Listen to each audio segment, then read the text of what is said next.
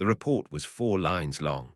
Thex had read it 11 times, and his claws still would not hold still against the desk. Humans have returned. They are no longer what we remember. He did not yet know what that meant. He would, before the day was finished, a handshake, a whisper of something vast brushing the inside of his skull, and a choice that would decide whether his empire had a future worth defending. But that came later. First, there was Vex 9, alone at a viewport, watching a ship that should have been full of corpses.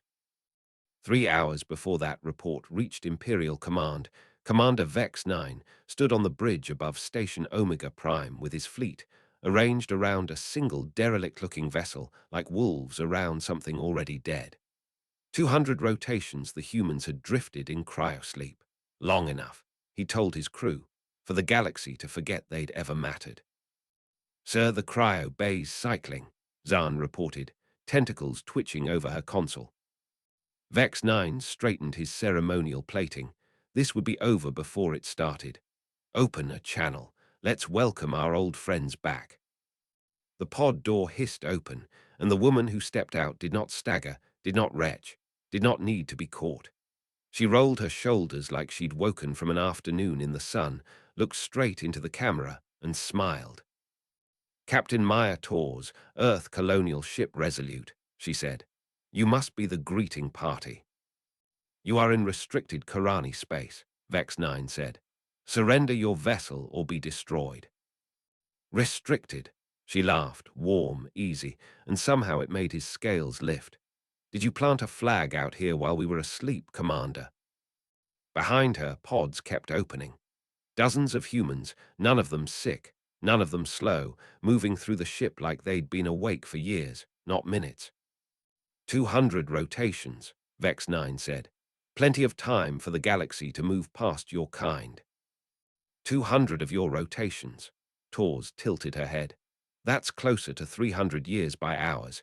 You know what 300 years is good for, Commander? Dreaming."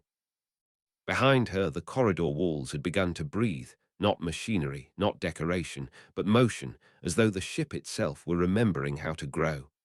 Lieutenant Crix's voice cracked over the comm. "Sir, the hull, it's not the design we have on file. It's expanding."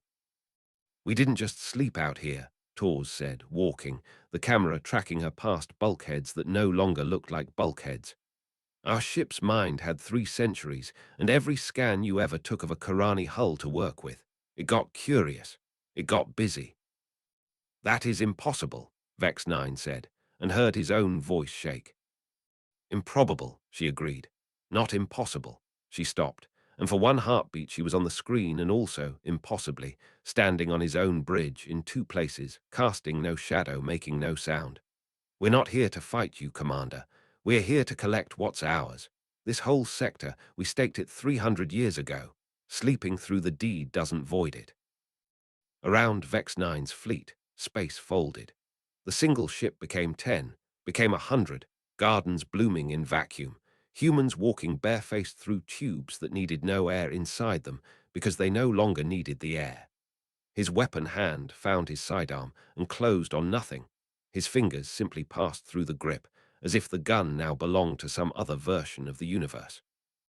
"We'll be in touch," Tors said, and was gone, and the sky over Omega Prime was empty again, which Vex 9 understood with a cold certainty meant nothing at all. Within the hour, every Karani sector had its own Tors. A man named Webb spoke from every point in space at once. No source to triangulate, no delay in the signal. He apologized for any confusion. He turned an asteroid field to glass geometry with a touch. He split his own fleet into 3 by folding it through some other version of reality and back, and called it economical. He knew Admiral Thex's service, record down to the citation numbers. Numbers no outsider had ever been permitted to see. Grand Marshal Keth's face, when it reached Thex's ready room, had lost 40 years of composure in a single afternoon. "They're inside our networks," he said. "Our classified files, real time. We can't keep anything from them. Do not engage." So Thex went instead to the coordinates Webb sent, deep inside what used to be Karani space, past defenses that no longer meant anything. Bay 7 could have swallowed a dozen ships the size of the Sovereignty. Webb waited at the end of a corridor that curved in directions Thex's eyes refused to settle on, his uniform rewriting itself thread by thread as the light changed. "Thank you for coming, Admiral." "What do you want?" Thex said. "What we've always wanted, somewhere to stand that no one can take from us." Webb's smile didn't move. 300 years ago we asked politely, and it cost us everything. This time we're not asking. He laid it out plainly. The humans would take the unclaimed dark, the Empire could keep what it already held, and trade would flow between them like it had never stopped. "Everyone keeps what's theirs," Webb said, "plus the parts of physics we've already solved if you want them. My superiors won't accept a power they can't defeat." "Then they'll have to learn to," Webb said, and for the first time something behind his eyes went still and sorry. "Because the other option isn't a war, it's a lesson, and it only needs to be taught once." He offered his hand, an old human gesture, plain as anything. Thex looked at it a long moment, knowing that whichever way this went, it would outlive him. He took it. The grip was warm, ordinary, and then something vast leaned against the inside of his mind, not clawing, not forcing, just present, the way a tide is present against a shore, and in that half-second Thex understood that this was not a powerful species. It was a species without an edge left to find.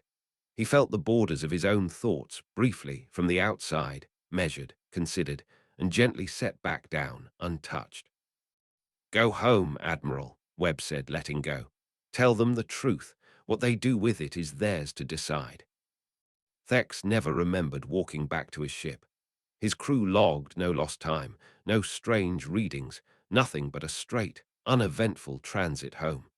It was only in his own quarters, hours later, that he found the data slate sitting on his desk that had not been there when he left. He turned it over twice before he opened it. Inside, schematics for clean power, for hulls that could feed themselves, for the resource wars his empire had been fighting since before he was born, all of them, solved, laid out with the same unhurried generosity Webb had offered his hand. He did not touch the activation panel that night. He sat across the room from it instead, watching a thin seam of light pulse along its edge, in a rhythm too even to be a machine, and too warm to be anything else. His comm chimed. Grand Marshal Keth, waiting for the report that would decide what 17 sectors did next. Thex looked at the slate a moment longer, a door, propped open, its light steady and patient, and utterly unbothered by whether he walked through it. Then he opened the channel and began, at last, to speak.